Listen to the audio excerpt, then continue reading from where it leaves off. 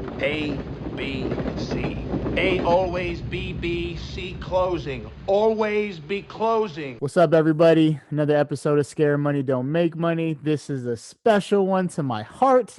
But before we get into that one, as always, it's your favorite recruiter's favorite recruiter. And I'm going to let Roy introduce himself in a second. Don't even say none. I'm going to let Edwin introduce himself in a second. But before we start, if you like what we're talking about, sales, marketing, management, leadership, anything there and in between, entrepreneurship has been a big thing of what we're doing right now. Click the like button, hit us up on Facebook, YouTube, Instagram, Twitter. Yes, Roy, we have a Twitter. We are now on Clubhouse. So, so give us a shout. And as always, it's your boy. Roy, I am here. But like we Twitter, I don't have Twitter fingers, so I'll just He sends leave it no at that. tweets. He sends no I send no tweets. tweets. No tweets. No tweets. So we have Edwin here. The reason why this episode is special, Edwin was my technical school instructor. He is the first, one of the first teachers I ever had in the military. Broad-eyed, bushy-tailed staff sergeant, and now a captain, killing the game. And so I was super happy when he reached out to me to talk about the things that he's doing because he wants to help. And as you guys always know, that's what we're trying to do here. So Edwin, educate the people on who you are, my man, and we'll get into it. Yeah, absolutely. I'm happy to be here. First, I just want to say, Cam, Roy, I appreciate what you guys are doing. Watching, I haven't watched every episode, but the ones I've have, I'm just like, man, this is really good to see. A poor dog, somebody I taught, it feels like like forever ago. That you're out there you're putting a great show on. You're putting positive vibes out there. You're connecting with military people and recruiters and just giving them awesome good nuggets to take and just go with. So again, thank you. Me, I've been in the Air Force 18 years now, getting ready to retire. So with that, I ended up buying a business, getting my real estate license, and look forward to all the entrepreneurial opportunities that the good old USA has out there for me. For sure. So before we get, start talking about those things, I would like to hear and like the people to hear about you. So like how you got started. Like why'd you join in the first place? How'd you end up as a port dog? I think most of us were like open mechanical. So I don't know if that's your story, that's my story, but tell us kind of the progression of to where you are now. Yeah, it's not a unique story. In high school, I didn't know what I wanted to do. Didn't have money for college. Didn't want to stay in cold, snowy Buffalo, New York. So my sister one day in my junior year of high school says, "I have a friend that joined the Air Force, and she says it's just awesome, and she's doing all these amazing, great things. You should do it." I go, "All right, let's go." So I walked into a bowling alley, seen the big blue sign says, U.S. Air Force, and I go, "Hey, I want to join the Air Force." And the recruiter from there just asked me a whole bunch of questions and said, "Hey, did you take your ASVAB in high school?" I was like, "No, they said it was optional, so I just left early for call it a day." He was like, "Okay, I guess we're gonna have to go in and set you up for another appointment." So that I had to go into the MEP station, take that ASVAB, and just went through the loops there. I ended up getting into the delayed entry program prior to my senior year. So that's still on my record, believe it or not. Like, okay, they counted that time. It doesn't count for anything. No, Don't no, yeah. no pay, no No. retirement benefit. So I don't know if the folks listening, if somebody told you differently, but it's just another date on your record. Yeah. So wanted to leave. Air Force was the quickest route. And that was kind of the theme with me. Like, I want something done ASAP. Yeah.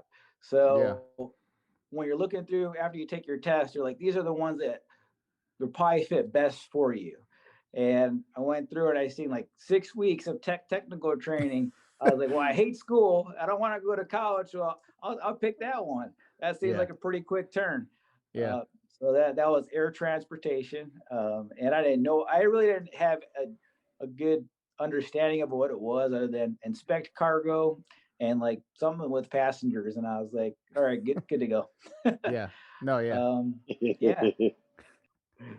So then now my seventh assignment, and this will be my last one here at Wright-Patterson Air Force Base in Ohio. Yeah. Oh yeah. Ugh, Ohio. I was out in Pittsburgh, so I very familiar with the Wright-Patterson area, Cleveland, all that. Um, Oh yeah, that's so right. You used to go out there all the time. yeah, I used to stay out there. So when I was HP recruiter, like, so in enlisted recruiting, it's a lot smaller. You know, it's like a town or two, like probably about an hour. Health professions recruiting, you cover like 4 hour radius. So from Pittsburgh all the way out was like that was our thing. Was super far, but you know, got to see a lot of cool stuff out there. So what? So what's So now you're getting close to retirement, and you know you bought this business, right? So tell us about that. Yeah, I was just searching online, businesses for sale. Came across there's a lot of websites out there that have just specifically you can just type in a zip code, kind of like a Mhm. realtor or Zillow. This one was biz buysell.com.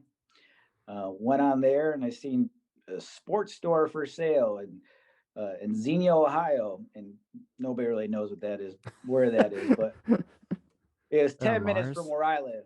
What's that? Is that on Mars? Yep. And so I was like, you know what? Let me check this place out.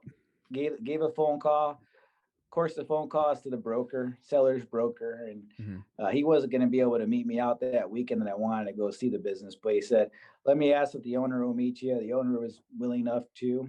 Took me around. He kind of like I get butterflies, right? Yeah. Didn't really know what to say. Again, I'm not an expert in business acquisitions, Yeah. so you're meeting the employees. You can kind of tell they got that look in their eye, like, oh, is this going to be the new owner? Yes, a little bit of questions like, hey, what's your annual revenue? What has it been the last 3 years? Do you mind sharing, that financial documentation with me?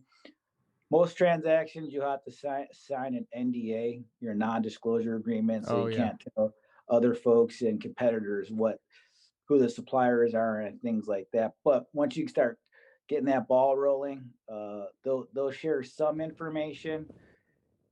Once you're financially qualified, meaning you got like a proof for a loan, if you walk in with that, they're going to be more accepting and more sharing of their information. So me, I was just searching places. I was like, that one seems pretty cool. I like the operation. I like the people. Um, you can tell that they were like the local sporting goods store, Yeah. which to me was, I don't know. I was like, that I see a lot of potential with that. Yeah. Uh, and I see a lot of other avenues that we can go with this business. So I just made the offer. The owner accepted, and I was an unqualified financially at that time buyer. So Yeah. now we have something they call a purchase agreement. It's Uh-huh. mainly just a more formal gentleman's agreement. Like, hey, all Yeah. right, cool. Yeah, I'm gonna buy this place for that much money. Do I have the money? No. But it was all dependent on the financing from there. Yeah. And I guess I should just answer why do I want to do business? Because, well, one, that is to me, when we talk about wealth, that's the best way to go about it is through the entrepreneurial side, and Yeah. that's what I look forward to outside of retirement from the military. Gotcha. And Huh? so go ahead, Roy. Were you gonna say something? No, I was gonna say like so. It's very interesting because that's been like a very big thing now. I think since I've been in the military, I've started to see more and more people transition into the entrepreneurship side of the house. Um, so, besides the wealth, did you get any like nuggets from anybody else around you who were talking about going into business or they went into business themselves before you actually stepped foot into that arena? That's a great question, Roy. So, yeah, I guess my dad, has always been an entrepreneur.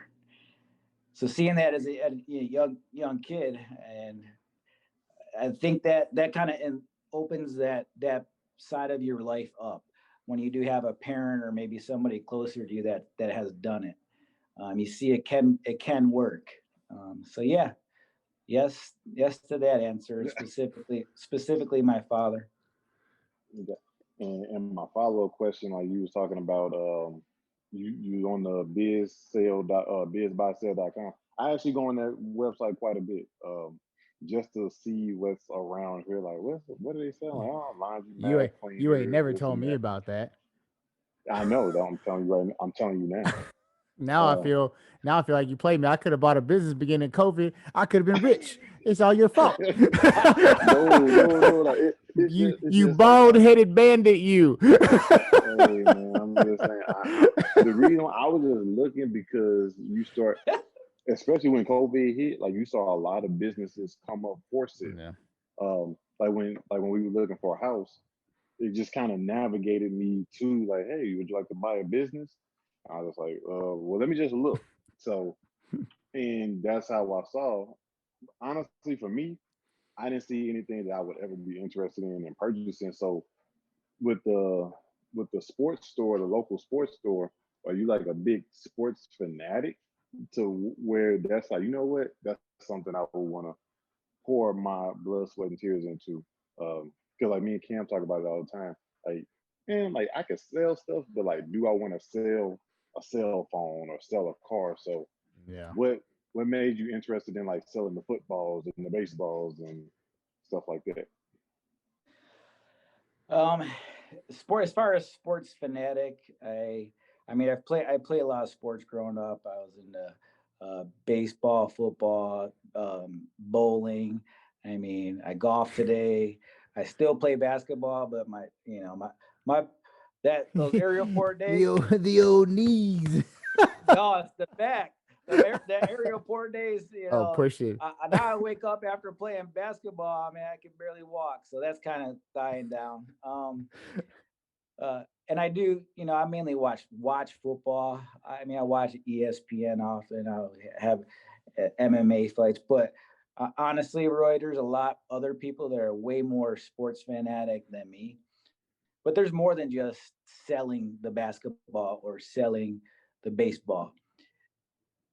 And Gary Vee talks about this. I love Gary Vee personally. He says, if you want to be a good realtor, be the mayor of your town. Well, really, Trophy Sports Center, I am finding myself having to be the mayor of my city and the local areas because I'm building relationships with athletic directors, principals. Mm-hmm. We do custom T-shirts and clothing, like this hat that I made, and this sweater. I got so I do swag per se, Yeah. and so I'm connected to a lot of bigger, larger nonprofits here. And really, I'm not selling them anything. I know that's cliche because you hear that a lot. Like, oh, you don't have to, I'm not selling. Uh, at the end of the day, revenue, that line, the top line of business to me, that's the same as sales. I don't care what Yeah. people say. You either selling or you Mm-hmm. ain't. So Yeah. I'm never going to hide that I'm not selling, but I'm not going up to people and say, hey, man, want to buy 10 shirts? Or, hey, Yeah. man, you want 10 footballs? No, I just show up. I wear I'm already saying it Yeah. without Yeah. saying it, Yeah. and they know who we are. So, and we just follow through with, and you guys would always, but follow up is king, Yep. right? Just like cash is king, follow up's king. Yep. Remembering people's names, Yep. remembering Yes. products that they talked about, remembering their kids' names, their birth dates, the dude or gal's favorite sports team. Dude, all those things go a long way. They already know what they want. Yeah, I want 20 t-shirts. Or, hey, man, you're a trophy guy, right? Yeah, yeah. Hey, I need 10 basketballs. Yeah, roger that. No problem. Yeah. Yeah. Yeah. you Yeah. know? But you know what's crazy though? It's funny that you say all of that is because it's always, since being in recruiting and dealing with sales and stuff like that, you hear a lot of people say like, oh, I don't like recruiting, I don't like sales, I just don't like it. But they're quick in a heartbeat to talk about leadership traits and leadership qualities. And they're pretty much almost similar, if not the exact same thing. Like something that's as important as remembering somebody's name, following up with them. That's something what a lot of people who are in leadership positions are technically supposed to do. They're supposed to know the people that serve up under them name, knowing their spouse's name, knowing their children's name, remembering dates. Like, hey, following up with them, like, hey man, I remember you got into that car accident. Like, how's your back treating? Like, you feel better? Oh yeah, it's good. It's the exact same principle. Yeah. The exact same principle. So I think a lot of people who are in the military or come from a military background don't understand the level of opportunities that they have off of the simple knowledge. Yeah, that's a good point. Um, and I think military people, especially you guys, but most of our military folks are prepared to be successful entrepreneurs. Just even if they do only 6 years, they learn enough. Well, one, you get put into random places. You got to make friends, right? Yeah. And I can argue that there's some salesmanship there too. I'm not saying be fake or nothing, but Yeah. you got to put Yeah. yourself out there. Nobody's going to really come to you until you start putting your own personality out there. Yeah. So No, and I think that's I think there's a fair balance there that people forget when it comes to likability, when it comes to sales, when it comes to recruiting. All the things are encompassed with reading your environment. You have to read your Yeah. environment. You have to read the people you're talking to. And like you said, it's not being fake, it's being understanding. I'll be honest, I know I can be an asshole. And I know that I'll say shit without thinking about it. And my wife's like, did you really just say that? And I'm like, what's the big deal? Like, I just made an honest observation. And she's like, yeah, but like you made an observation that could potentially hurt, and I don't think about it wrong, but now I think about it. And that's not me being Mhm. fake because I don't want to say those things. It's just me being cognizant of the environment that I'm in. And I think that's sometimes where people get twisted around because they're like, oh, I'm changing myself. Well, no, it's just like anything else. Most leaders know how to read rooms and they know how to do those type of things. It's just that Yeah. it's explained a little bit differently. yeah, Yeah. It's more like adapting to your surroundings and Hmm. just being able to become fluid with the situation and the circumstances and the audience that you have. Even with that, like I think about even like being a little bit of like having some vulnerability about yourself as well. Like just being like you don't have to expose your entire self, but just exposing yourself a little bit to show a certain level of vulnerability to others. I think that breaks down barriers and walls as well, and that opens up different doors and avenues when you're trying to build those relationships, especially for a business. That's Yeah. my take on So what are some of the struggles that you had, Edwin, when it came to the whole like to sales and marketing? Because we talk about it. Obviously, we're recruiters. That's our bread and butter. But you came from a logistics background where we pushed pallets. And granted, I feel like your your teaching experience probably helped you a little bit because obviously you had to get knuckleheads like me to pay attention, right? And it. so and then Yeah. and then you went on to be an officer. So like at what point did you realize you need to step your game up in certain avenues when it comes to sales and marketing? yeah. See, so yeah, I'll give you kind of a quick list. So yeah, I have in my in my toolbox with those previous jobs, I had good communication skills. Yep. I had the ability to deal with adversity. Yeah. I've also had the gumption to continue through even when you're failing. So there's a lot of things that are in my toolbox already. And by no means am I a good salesman, but there's this little jump I'm still making today. Hmm. Is I'm starting to realize sales isn't a magic potion, Right. right? That was my original thought. Like, you got to say the right thing at the right time, and then they're going to buy it right away. You're just going to get them to buy everything. You just got to figure out what those little things are to say. And I'm realizing, dude, that's not it at all. Nope. I said, most of these people come back to me and they say, hey, thanks for stopping by the other day and introducing yourself. That's really great. And, you're just got a good vibe to you. And that's what brought me in your store today. Or, Yep. hey, Trophy Sports Center's here. Wow, man. Yeah, you want anything to say? I'll show up to events or whatever. And they'll ask me, I'm like, hey, guys, what's going on? And I'm not telling people, hey, I'm selling this today. Like, no, I'm just saying, just here, want to see the wrestling event today. Thanks for your time. If you guys need anything, I'll be sitting over here. Yeah. And then I start meeting people. So here's my little jump I'm making. It goes back to being structured. Yeah. and discipline. You can't get away from that. There's no magic potions. So you got to keep track of when's the last time you talked to, this person or that person. You gotta, I write it down. I don't know if you guys do, if you have the CRM and all that stuff. I do.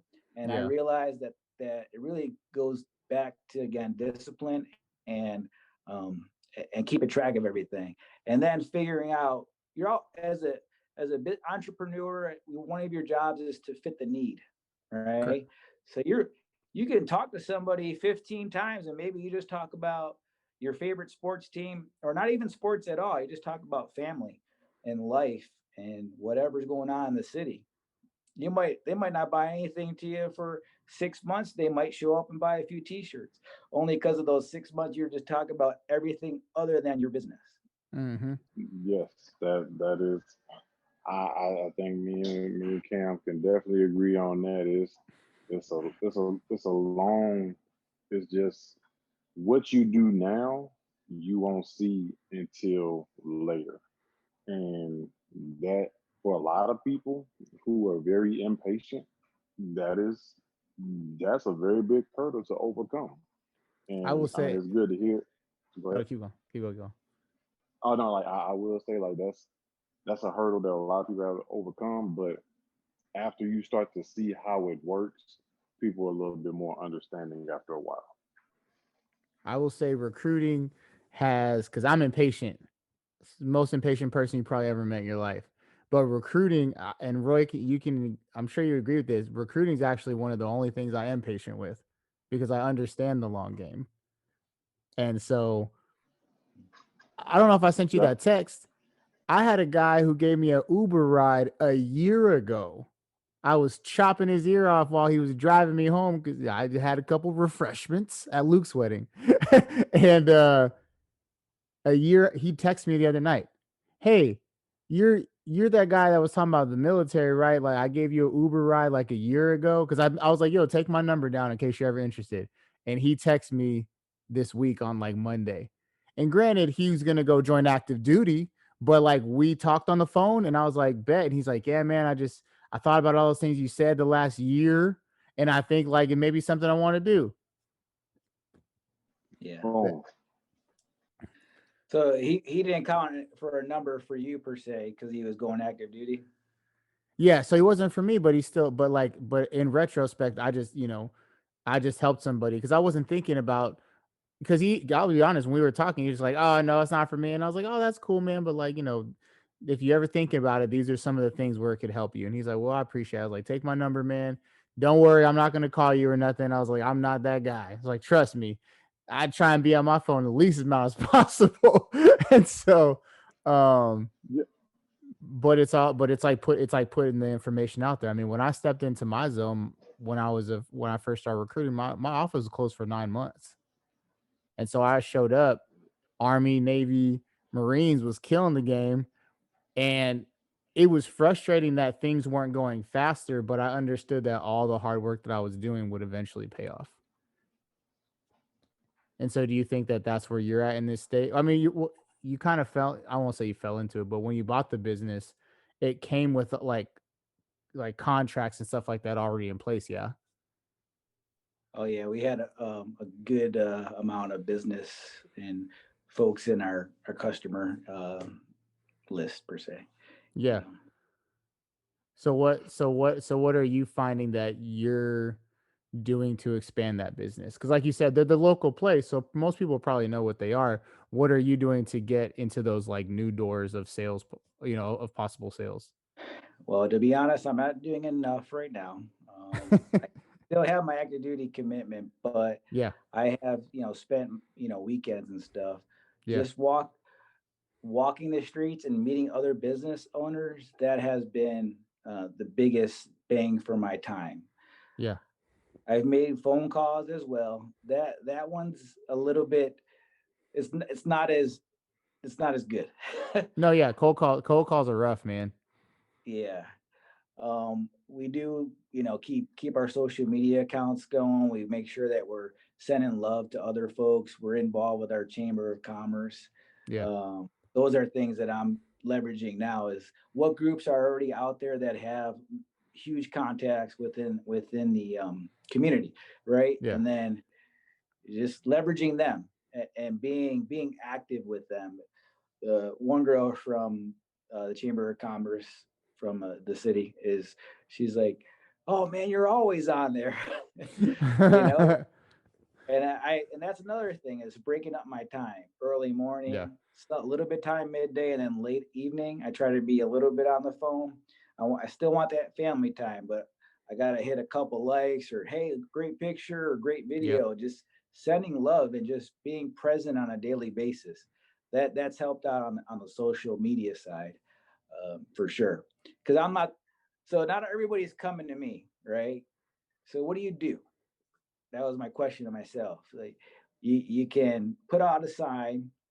I don't know how effective that. I can call people randomly, you know. But now I'm at the point where I'm just like, you know what? Find events. Either Yeah, find an event, hold an event, or leverage people that already have a lot of contacts yeah. and meet them face to face. That is giving me better results. Hmm. And that's what ultimately the job of a recruiter. It's not to encourage people to come to them. It's for them to know where the people are at. And in sales, in sales is the exact same way. It's everyone. I feel like too many people concentrate on how can I bring all these people to me, and it's like, well, no. In retrospect, you got to bring yourself to the people. That's where you, because people want convenience now, right? That's why Facebook, people make Mhm. business out of Facebook, because all you gotta do is make a post, and you just touched 100,000 people across 4 continents. Yeah, I didn't even have a Facebook account. I signed up for one, and then yeah, I was like anti-social media person, Yeah, to tell you the truth, because I just felt like it invades your time. You see people with that phone in their face, so I was always conscious of that. yeah. But now I really have to be on there. No, and the Oh environment's yeah. the environment's changing. I get on Roy about it all the time. Yes, yes, he does. Like I mean, and I get it, and I understand it. And like there are a couple of businesses around here, and I actually like the way that they do it. So there's a gym down here where I'm at. They do a lot of partnership type of things with other local businesses, and I follow their Instagram page, and I see, like you were saying, showing them love and giving them love, and eventually it actually caught traction to me, and I started going to a business to get a tea or a protein shake or something like that, and I'm just like, wow, like, and even with the impressions that you do, because eventually you end up going down some type of rabbit hole if you're playing around on social media. Like it just comes across your feed, like, oh, click, like who like this, click, and then next thing you know, like, they got waffles on Saturday. Well, I'll go check out one of the waffles on the Saturday. Cool. You But would it's talk all about food. psychological. I know, right? But the psychology behind it is it just it's crazy. Like with social media, it is crazy. I will say that.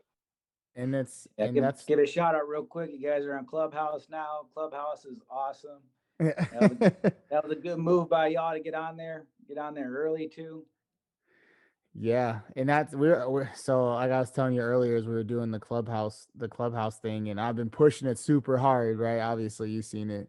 Um, and we were talking about that exact same thing, is like, how do we bring more people to it? Because I do two things. I do, like, the LinkedIn military thing, where like we're doing right now, but just on a weekly basis on Clubhouse. We stream it via Zoom. But then I also do like the, join the military. I bring a whole bunch of recruiters together, and if people show up, they answer questions, right? Well, the problem is, excuse, with Clubhouse being so new, a lot of people aren't, no one's really showing up, because we have to figure out how to bring the applicants, right? The candidates. And so that's what we were talking about. And I told them the exact same thing we were just talking about, was the whole just consistency.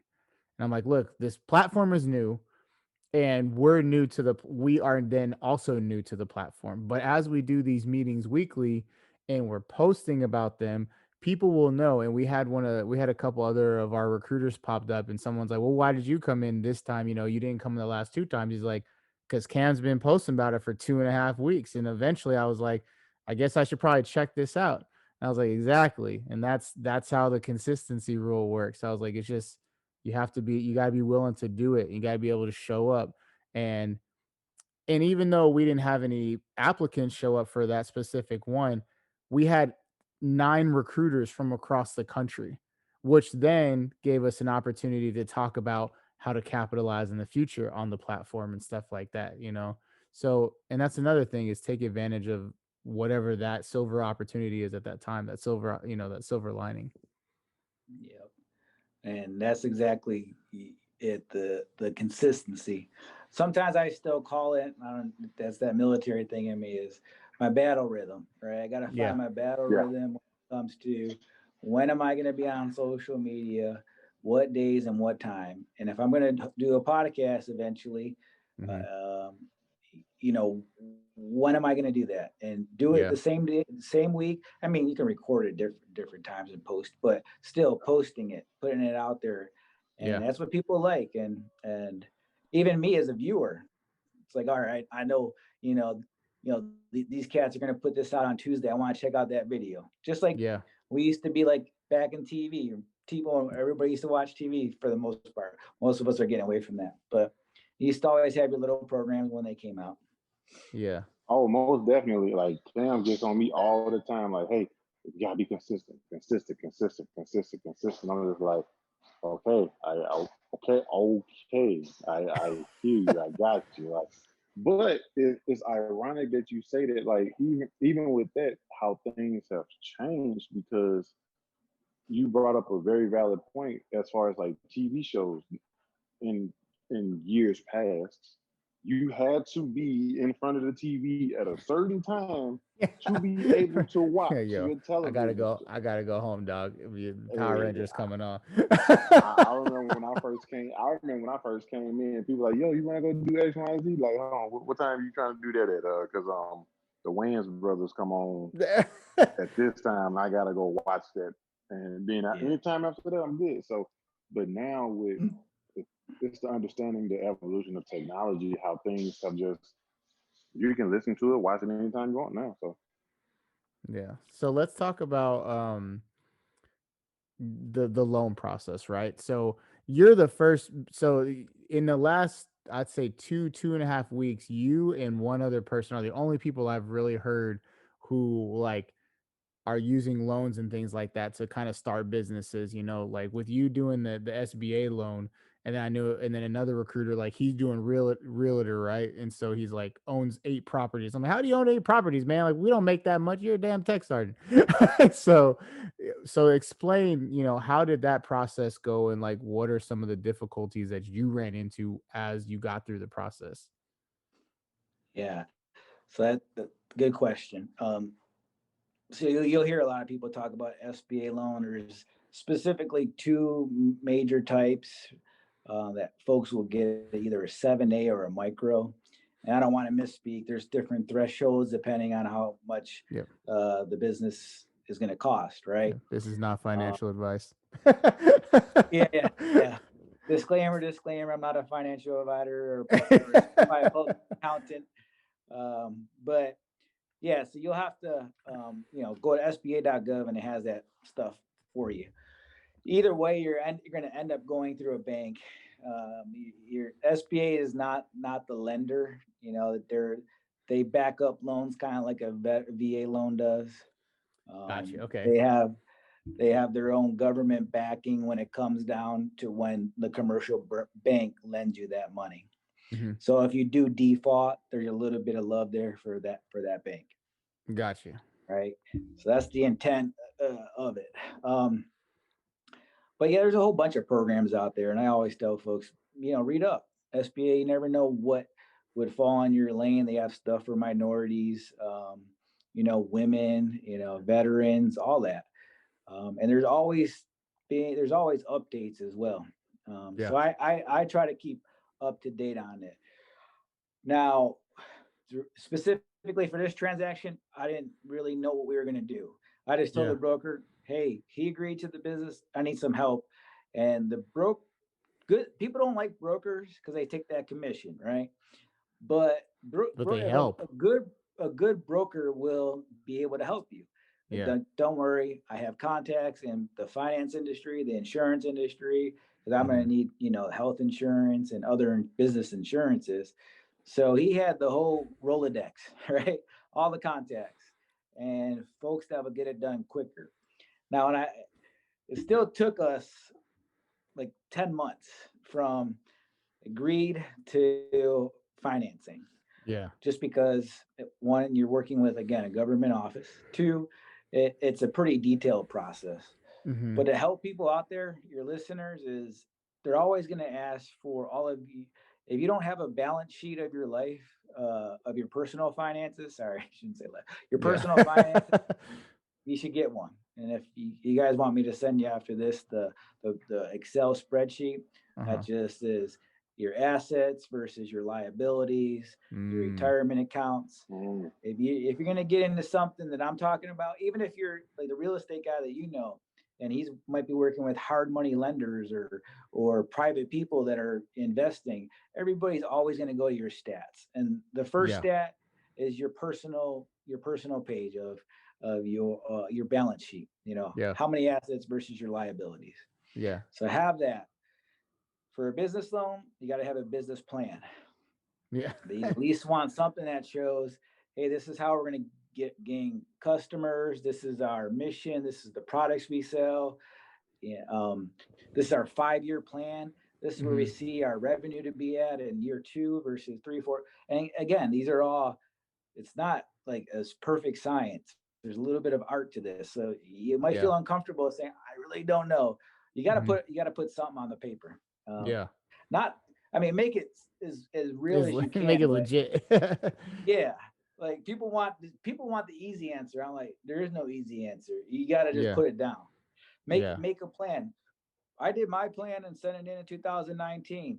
Did I know COVID was going to hit? No.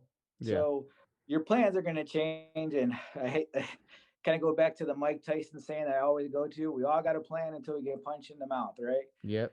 So we all know it's gonna change. You might even be better than what you planned, or you might be worse. You got it. But the banks are gonna expect that. So they'll see your personal finances. You'll always have to send in all of your checking account stuff and any credit cards you may have. They'll look through everything, pretty intently. And then look at your business plan. For me, I was buying an existing business. So so we got the personal balance sheet. The other gold mine in the business realm is your P&L. Yeah. So this business had 34 years of history. So it had taxes as well as the profit and loss statement. Yeah. Which is the P&L. And that is, once you start getting into business transactions, P&L is where folks go to more often than your FICO score. Right? Okay. Yeah. Exactly. So you got to have that. So we had that since it was existing. So the bank's like, all right, groups all those papers together and says, all right, we'll go ahead and give you that SBA 7A loan. And from there, you also have to request your. Oh man, I'm forgetting now. Your it's called like cash flow, but let's just say the money for the next 2 months to cover salary, right? Okay. Man, I Okay. can't believe I'm going blank here, Cam. Sorry about Yeah. that. But you got to ask for that too. So that will hit your checking account at closing, right Got into the you. business checking account. Hey, we got X amount of dollars to cover us for the next 60 days of salaries Yeah. and any other bills you might have. If you got a lot flowing each day from your vendors, you're going to have a bigger amount of money there. Vendors meaning people you might be sourcing products from. Yeah. So yeah, so you got to come in with a stack of paperwork. Yes, they will check your credit score, Yeah. but businesses have a little bit. Business transactions have that P&L if available. If it's a new business, then it's all about the plan. And to prove your plan, you got to at least do some proof of concept. Yeah. You got to walk in saying, yes, I got a 5-year plan. I did, these 3 events and I sold this many things, or I put it Yeah. on a web page and I had for 3 months and I was able to garner this many sales. You got to give them something. It's kind of like the Shark Tank show. If you guys watch that. Yep. Oh no, for sure. Kevin O'Leary, he can't just go in there asking for money and just don't have anything going on, man. Oh man, was it Mr. Wonderful? Yeah. That's what he calls himself.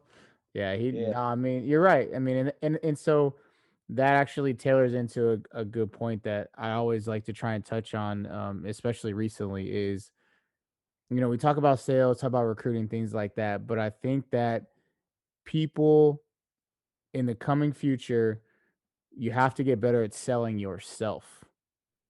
Like you need to be able to know how to represent yourself. And because you can know how to do, and that goes into what you're saying when you're walking around, you may not ask people for things, but you also have to interact with them. You have to in essence sell who you are, right? You got to sell Edwin. So they're like, "Oh, okay, Edwin owns that shop." And so but the problem is I think especially as military members is we're not accustomed to selling ourselves, right? We are on a document, we are on an EPR, but but we're not actually explaining it to anybody. We're just writing a piece of paper, right? But we've gotten rid of so many boards and things like that. I mean, think about even when you got selected for OTS, you didn't actually go, you went to a board, but it was a paper board, and you had to do your interview with your commander. But obviously 9 times out of 10, if you look good on paper, the interview is not going to be overly hard. So I think that's definitely something I think more people need to concentrate on is you need to understand how to sell yourself, especially in an essence, like you said, if you have to do a proof of concept to somebody. That's why I like the show Shark Tank, because I'm like, man, like you can have all this stuff in the world, but they put these people on a griddle, like, show me what you got. Yeah. Knowing your numbers, that's huge, on that show. But as far as there's a little bit of difference now to like what you're saying. I'll tell you what I mean by that is now I'm able to stay here. I never had that, right? We always move. So I've Yeah. moved 7 times in 18 years. Yep. Now I'm able, now I have that luxury of sustainment, like sustained Yeah. branding. Let's call it Yeah. that. Sustain. People know me. People know that who we are. And like I tell people, all the folks here, I'm like, I'm not leaving. Yeah. I have decided I'm going to retire here from the military. And this is it. This is definitely going to be 10-year, 20-year, 30-year thing for me. Mm-hmm. Even Ohio, if man. we, Oof. but I'm not thinking that small. And I say, No, well, yeah. I'm not leaving. I mean, I'm not leaving the brand No, unless oh, we okay. fit. I'm not going to fail. So I don't put Okay. that. I shouldn't even said that. I don't even like putting the thought in my head. Yeah. But let's say we open another store up somewhere in a different Mm. state, like Florida. Yeah. Yeah. But those are things that I do think about. It's just I got to get there, and Yeah. it goes back to consistency. It goes back to having a plan, which my wife was just getting me on. Well, you got to have a plan. We got to know what people we're working with. By the way, I work with my wife on this business Yep. too. Yeah, Um, and I think that's what I like about it too. Is you got like the team effort. I'm down for that. yeah. Oh, it's beautiful. I'm able to kind of spend that additional time with something else in our brain other than the kids and the Hmm. dishes. You know. Yeah. So yeah, it's So been like. yeah. So what? So we got about five. We're as we get towards the end of the episode, there's two questions we always like to ask, and so the first question is, and this the gall goes back to kind of when you reached out to me in the first place, wanted to give your knowledge and information about this subject is, for those members who are out there or anybody really who's looking at starting a small business and looking at doing what you're doing is what, obviously yours comes from a perspective of you bought a business that was already up. So what advice do you have when it comes down to that? As far as are there certain things they should be looking for? Is there a certain mind frame they should be in? What advice would you give to someone they're like, man, you know what? I'd really like to kind of get into what you're doing. Like, what do you think is the first step of me kind of starting? Ask yourself why. Yeah. Why are you doing it? I know I mentioned, hey, I want to go financially grow myself, but really, Cam, it's not about the money. Yeah. Because as an entrepreneur, you got to be willing to work longer. Hmm. And if you really were to sit around and count, hey, how much am I making based off my hours? It's probably going to be not a good number. Yeah. um, Initially, later on, for sure, after some time. But why do I do it? Is because I think I'm ready to lead. I'm Yeah. ready to lead these folks. I'm ready to be connected to my community. With that, yeah, I offer some products, but Hmm. it's more about building the relationship to me, um, in the community, and leading folks, and giving something exciting. Like all Yeah. all of us, to me, all we want is to wake up and be excited to do something. Yeah. You know what I mean? Hmm. Really, it's giving that vibe. It gives me Yeah. that opportunity to get that vibe. And a hierarchy like the military, sometimes you don't really have that all the time. Yeah. But if you're the owner of the business, I should have one more guy. I'm asking me, owner of the business. You, you you're it. So whatever tempo and vibe you're putting out there, Hmm. that's exactly what the culture is getting. So I think for me that was the biggest why, is Yeah. I'm ready to grab the horse by the reins, and move forward. No, yeah, and that makes complete sense. I told somebody the other day is I finally realized all the things that I'm doing. Yes, it's the like you said, be financially secure, but my ultimate goal is I don't want to hand anybody a resume. I don't want to get out of the military after 20 years and say, please, now can you please hire me for this job that, and I don't want to say that's beneath me, but like for instance, being a recruiter in the military, our skill we've worked so hard, like we do all these things, and in the military, you can get up high in recruiting, but as soon as you transfer to the civilian sector, they're like, your skills don't really mean much here. We're going to put you in the same level as we would a new recruiter. And and I don't want to do that, so I decided, like, probably about a month ago, that was my why, is I don't ever want to hand somebody a resume and say, Yeah, please give me a job. um Not you there's know, anything I, wrong with that. I think I'm in total agreement with you, and I think, like, I want to take my answer back. Like that, Yeah, that's part of it too. I guess there's not just one thing. I can sit here there's and not. talk on and on about it, but that was my initial. Is just people got to know why they're doing it, Yeah. and and just go for it. You know. Hmm. And so the second question we always ask, is, when you hear the phrase "scared money don't make money," when you heard about the show, like you heard the name of it, like what do you think about that? What does it make you feel? How do you connect with that phrase? You asked some awesome questions. Um, so I'm this not is 18 funny. anymore. I'm laughing, man, because the story is I'm hoping just as funny for you, is that I'm a VFW life member, right? And there's a VFW 2 minutes from my house. So there's these two gals that show up, and there's pull tabs in there. You know, helps like it's like gambling / helping the charity. I don't know. Yeah. Anyhow, so these girls don't mess around, Cam. So they'll put a couple $100 down like nothing. Oh. What they say all the time, and they always make me laugh. And even before I even knew about your show, they'd be like, "What? Scary money don't make money." Yeah. That's right. I'll be sitting at the bar having my beer or whatever. They just made me laugh every time they said it. And then I just came across your show on YouTube, and I was like, I didn't even understand the acronym at first. Then I listened to the show, and you're like, "Scare money don't make money." I was like, "What? That's like the So reflecting on like putting my perspective from your show and them, it's like it goes back to risk. Like, are you people are given more when they take more risk, and we can always highlight a lot of folks. I can go first one I think about right now. I just said that Elon Musk, prime example. Oh yeah, he's taking a lot of risk. He's taking a lot of risk out there, but you know what?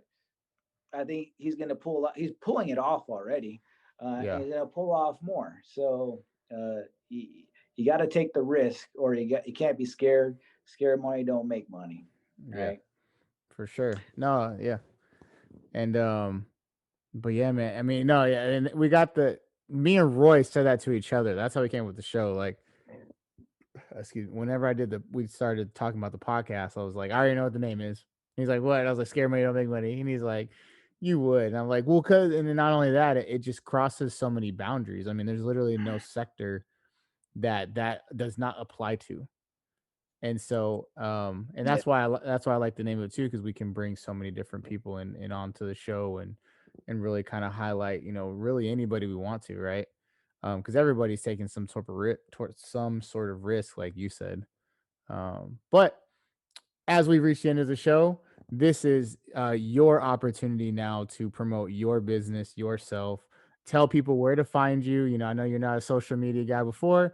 You are now. So tell them where to find you, and that way, and we'll put it in the comments as well on the YouTube show. Yeah, I'm still growing my social media, but we're on Facebook. All you gotta do is type in. Boom! Look at it. Trophy Sports Center, and you'll see us there. Also at Twitter, it's at TSC _ Xenia for our city that we're located. XENIA. Yeah, that's all we got. Oh, we got a website, but it's in construction. And once it's up and running, it'll be trophysportscenter.com. And then you're on LinkedIn. That's how we got connected again. Yeah, I got my own personal LinkedIn out there. I try to stay on that as much as I can. Again, I got to find that battle rhythm, because you can be on social media all day and you can get business off of there. But oh yeah, people think I don't sleep, but I found a good rhythm, like you were saying. I've linked up with some good people, and then also just those tools out there. I use Loomly a lot. It's like you might actually get it. And next week I'm doing a podcast. We're doing a podcast with the CEO of that platform. But it's like a social media management platform. So you can post something on Loomly, and it will push it to every single other platform. So Facebook, Instagram, LinkedIn, Snapchat, freaking YouTube. I mean, and it's nice. I like it because you on your phone and or on the computer, it will actually show you a preview of what your post will look like on that platform. Wow, that's awesome. So now I got to see if the CEO is going to plug the shows, or sponsor the show, because I just gave him a big old plug. But he'll be on next week, Tebow. And we'll talk about the platform. But anyways, any closing remarks, man? Oh man, it's just, I guess I'm gonna call it an honor to be on your show. It definitely is. And it's just great to see like somebody from my past that's doing these big things. I'm like, oh man, I taught that kid. You know, you're not a kid today, but I was a kid back then too. Well, kid So at heart. let's, yeah, me too. But you know, I was a kid back then. It was like a kid teaching a kid, basically. Man, I mean, I was like, this dude looks younger than I do. Yeah. We had a good time though, Mr. Van Dong, man. You, Mr. Van Dong, and Neubauer, man. You guys brought me into the military amazingly. I was so lucky. I tell people that all the time. I was lucky with my MTIs, my tech school instructors, and my recruiting instructors, and like my flight chiefs in recruiting and stuff like that. I've been very fortunate to have very good influences as I've made transitions in my career. Not to toot my own horn, but toot. No, I just kidding. Yeah. But you did have. I mean, that's a pretty good lineup for tech school instructors. Yeah. Joe Neubauer was chief, and he retired. I went to his ceremony. Yep. And then Mr. Van Dong was just that he made that assignment for me, man. Like, Yep. just like I would be struggling, and he would just say like these little things. That everything would just melt away. You know. You know, he works for recruiting now. What's that? He works for recruiting now. Does he? I haven't kept in touch with them. All I seen was a picture recently, like his son graduated college. But yeah, I need to reach out to him. But yeah, man. Yeah, I was a kid back then, so like, dude, you know, so I was the youngest instructor, so you know how poor dogs are. Oh, got a hammer down there. Yeah. We were your first class too, yeah. Maybe, probably. I think we were like your first class too. Yeah. And that's why we had so many instructors, because you were going through the teaching process to be able to instruct the whole course yourself. Was somebody sitting back there when I was teaching, sitting in the back? Mm-hmm. Yeah, then that was my first. It was like my initial ones. Yeah, yep. I was getting picked around. The new booty. Yep. No, I saw Mr. Van Dong. He works at when I went through recruiting school, and I was like, this is nuts, man. You were here for my first tech school, and now you're here for my second one. And I was like, I know you don't remember me. And he's like, I don't. I was like, that's cool. You've probably seen thousands of people, man, but it's just so great to see you. That dude, he's the best, man. And like, he keeps it so real. You know? Oh, the real. Yeah. I got to tag him in this episode now. Yeah. So if you're listening, Mr. Van Dong, we remember you. We appreciate you, dog. I still, yeah. If he listens, I stole one of his sayings. He would say, he told me one day, he goes, Sergeant Colón, it's mind over matter. I just give him that glazed over look because I didn't know what he was saying. He goes, I don't mind and you don't matter. Yeah. Oh yeah, me cracking up. Oh man, that's him. So on that note, another episode, Scare Money Don't Make Money. We appreciate you, man, and we out. All right, see you Later. Indulge and to learn